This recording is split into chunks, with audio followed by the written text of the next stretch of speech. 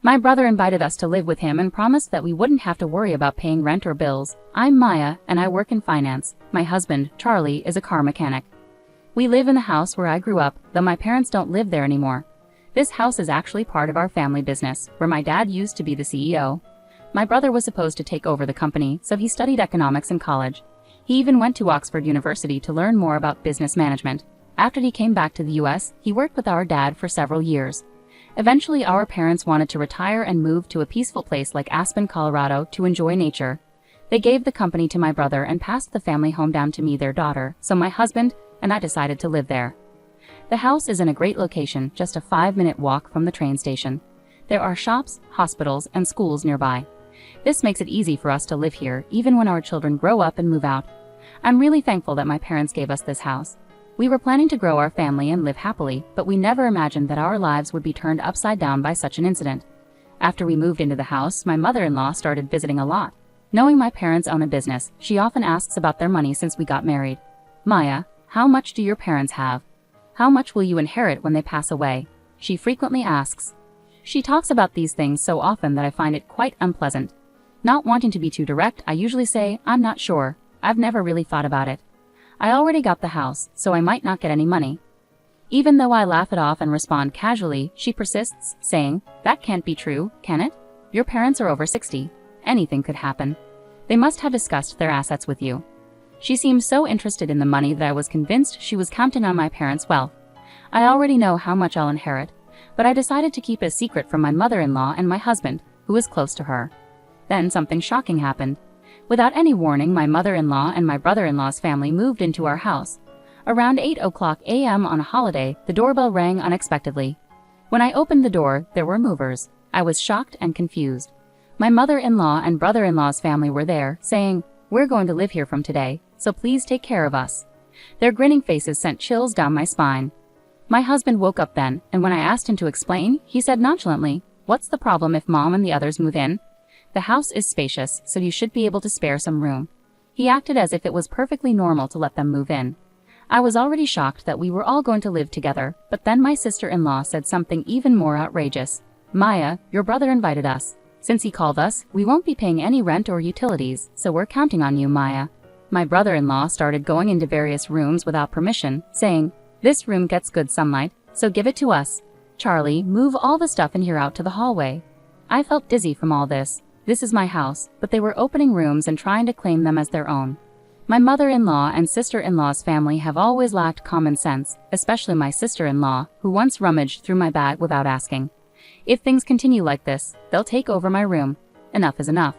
This is my house. Why are you acting like you own this place? I've had it. I want everyone to get out. I don't usually lose my temper or raise my voice in anger, but seeing these people move into the house my parents gave me without permission and acting like it was theirs pushed me over the edge. That's why I shouted at all 3 of them. But then something unexpected happened. How dare you talk to us like that? You're the one who should get out. In that moment, I felt a sharp pain in my cheek. I realized I had been slapped. It took a few seconds to register what had happened. I was stunned, feeling the throbbing ache in my cheek. At that moment, something inside me snapped. I couldn't live with people who would do something like this. This house belongs to me. I didn't want them living here like parasites, so I packed my things and left, planning to inform my family about what happened. I had to find a place far from here, so I rented an apartment for the time being. I'll have to commute to work from there. The moment I told my parents about what happened over the phone, I could sense their anger, even from a distance, especially my dad. He's always been loving and supportive, both as a strict CEO and as a caring father who would help us out whenever we needed it. I didn't want to drag my parents, who were on the brink of retirement, into this mess, but I had no choice when my own inherited home was being taken from me. While I stayed in the monthly apartment, I was sure my husband and his family were freely using my house, so I decided to follow a suggestion from my brother and father. A few days later, during my break, I checked my phone and saw dozens of missed calls and messages from my husband. I knew exactly why he was trying to reach me. Earlier, I had called the water and electric companies to shut off the utilities. Our house relies entirely on electricity, and we haven't installed solar panels yet, so cutting off the electricity meant everything would stop working. It's hot right now, so living without electricity and water must be tough for them. I was just about to ignore it when my husband called again, perfectly timed with my break. Hey, what's going on? There's no electricity and the water isn't working. Did you cut off the electricity and water? My husband asked urgently over the phone. The house is mine, so now that I'm not there, I could leave the electricity and water on, right? That's why I had them cut off. If I kept them on, I'd have to pay the bills even though I'm not living there. I can't accept that, so naturally, I had them cut off. After this, my husband was furious and demanded that I immediately restore the utilities. But just because he said so didn't mean I would agree with him. If they wanted the utilities back on, they should pay for it themselves. They'd always say, "It's your house, so you should pay," but their words and actions don't match up. I have no intention of renewing the utilities or giving in to their demands. I simply told them, if you don't like it, then leave the house immediately, and hung up because my break was ending. Later, my mother-in-law, sister-in-law, and brother-in-law all called me, saying the same thing. They wanted me to reconnect the electricity and water. They complained about the heat and discomfort in their rooms and how inconvenient it was without water. But I saw all of this as their problem, not mine. After listening to their complaints, I told them to handle it themselves and ended the call. I figured they were just being greedy and hoped they would give up and leave soon. Even after a whole week passed, they still hadn't left. So I decided to take action. I talked to my father's company's lawyer and asked him to send a notice to my husband. The notice said they were trespassing because they had come into my house without asking, kicked me out, and started living there like it was theirs. I warned them that I might take legal action. My husband was shocked to get the lawyer's letter. He came to me worried, asking why I had gone so far. "Hey, what's happening? Why did I get this from a lawyer? Did it have to come to this?" He didn't expect me to take such a serious step. He tried to negotiate because he knew a lawsuit would harm our reputation. They wanted to avoid lawyers but also wanted to keep living in my house. I understood his thoughts perfectly. However, I couldn't accept their proposal, so I didn't give in to my husband's pleas. My husband got really angry and shouted at me over the phone, forgetting he was at work. He demanded that I stop and give up on involving a lawyer. His yelling didn't bother me. Instead, it irritated me more. I thought, who do you think you are, taking over someone else's house?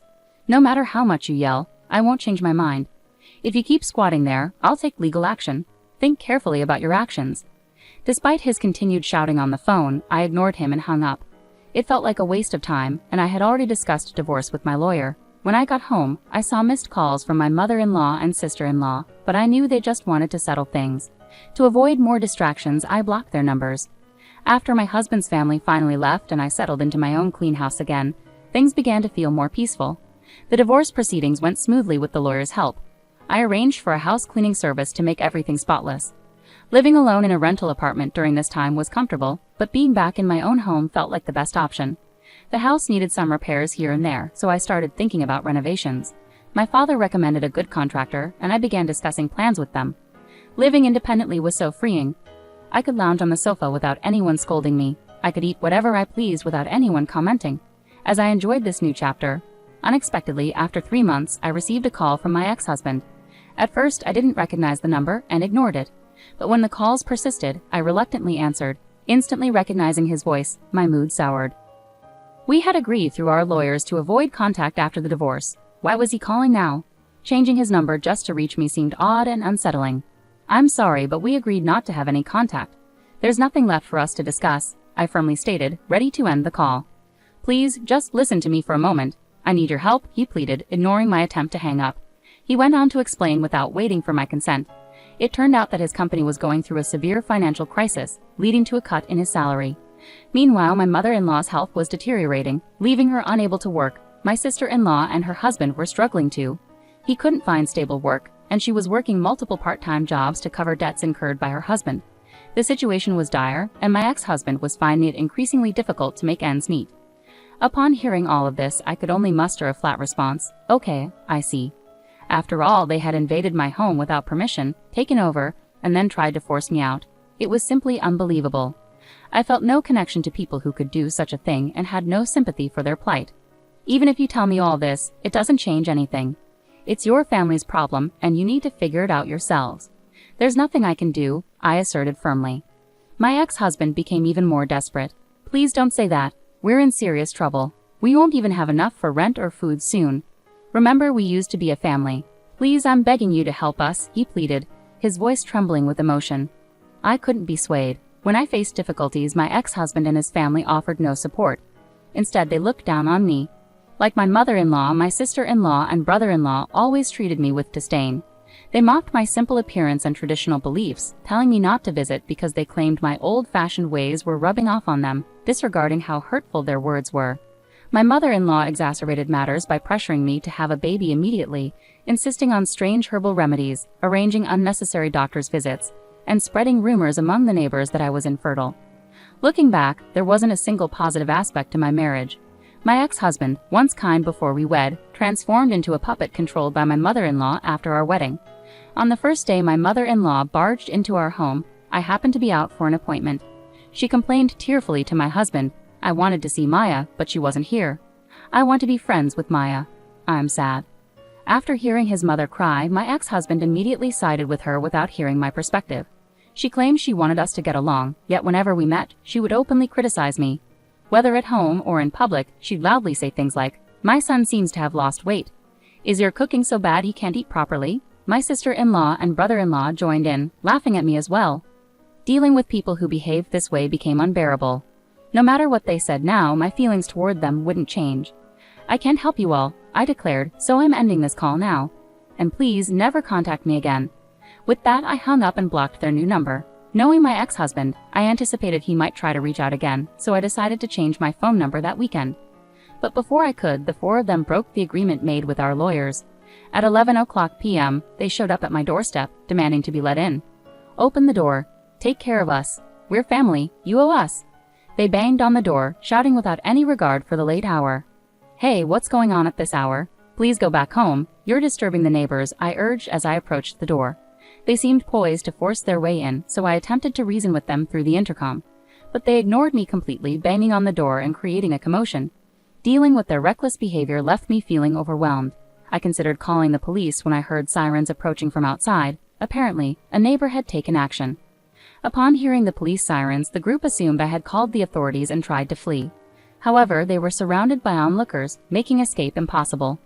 The responding officers escorted them to the police station. I was questioned about the incident and provided a full account of what had transpired.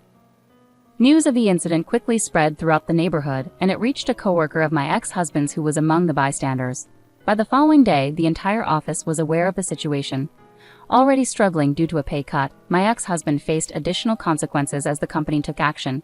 He lost his job and could no longer afford his apartment rent. Financial strain caused rifts in his relationships, even leading to his sister's family parting ways with him. Now Charlie lives in public housing with his mother, juggling multiple part-time jobs to make ends meet. Even his mother has taken on part-time work in a desperate bid to earn money.